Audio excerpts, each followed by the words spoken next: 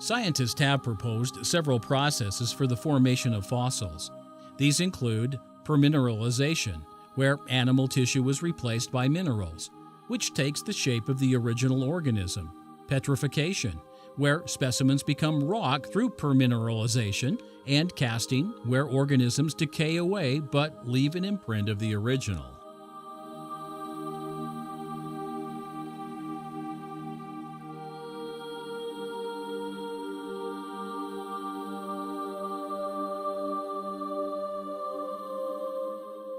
Whatever the process, fossilization requires two conditions to succeed: immediate burial and a long period of time. Burial by sediment ensures that specimens will not first decay. Long periods of time are required for the slow process of permineralization.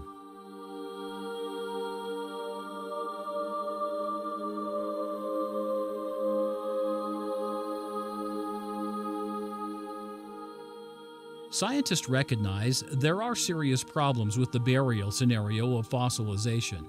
They know that the decomposition of organisms occurs quickly, which would prevent permineralization in almost all cases. As one scientist put it, fossilization is in a race against decay.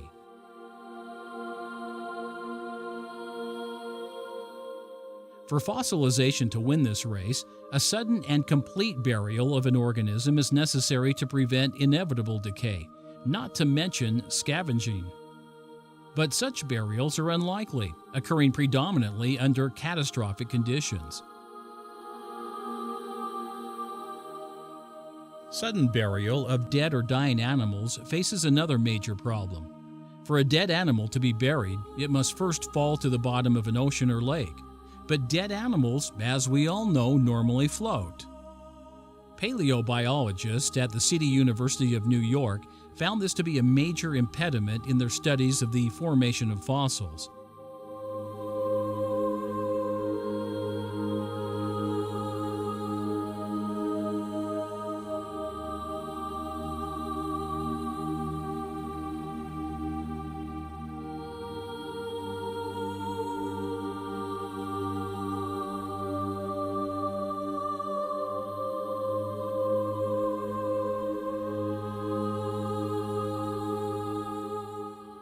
Scientists also know that permineralization can occur under certain conditions almost instantaneously. In fact, artificial permineralization has been successfully achieved in the laboratory.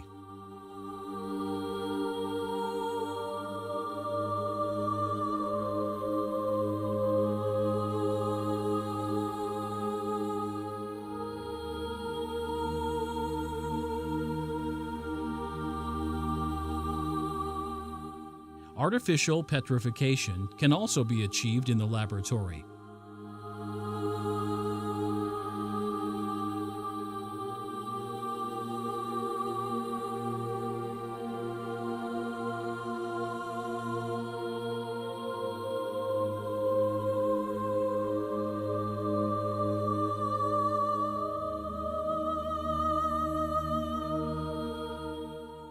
The enormous periods of time believed to be necessary to these processes are, in fact, not.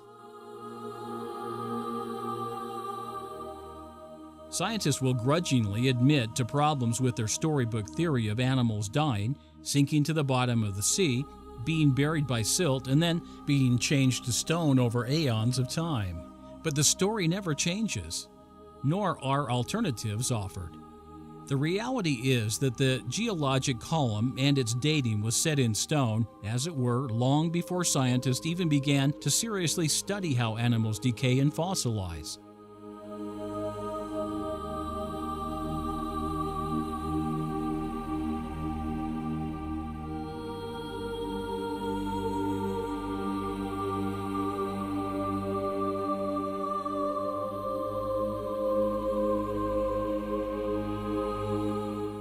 Science only began to seriously and systematically study how organisms decay and become fossilized in 1949, when taphonomy was first introduced.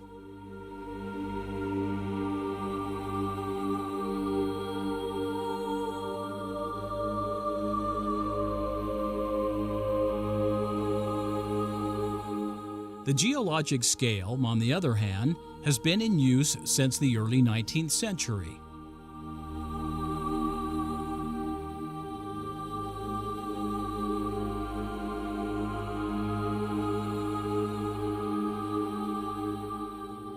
Whatever new evidence science finds, the scale itself will not change. There are too many vested interests in maintaining the story. Science even encodes fossilization into its definitions. Fossils are not fossils unless they are at least 10,000 years old. Definitions like these ensure that the theoretical status quo is maintained. But, of course, nature is not bound to the artificial rules of science. The questions pertinent to our thesis can now be asked. What if there have been mass extinction and fossilization events in far more recent times than are claimed? What if fossilization naturally occurred over minutes or hours instead of tens of thousands or millions of years? What if there is another process, not recognized by modern science, for instantaneous fossilization? What if the geologic scale is fundamentally flawed and needs to be wholly and radically reassessed?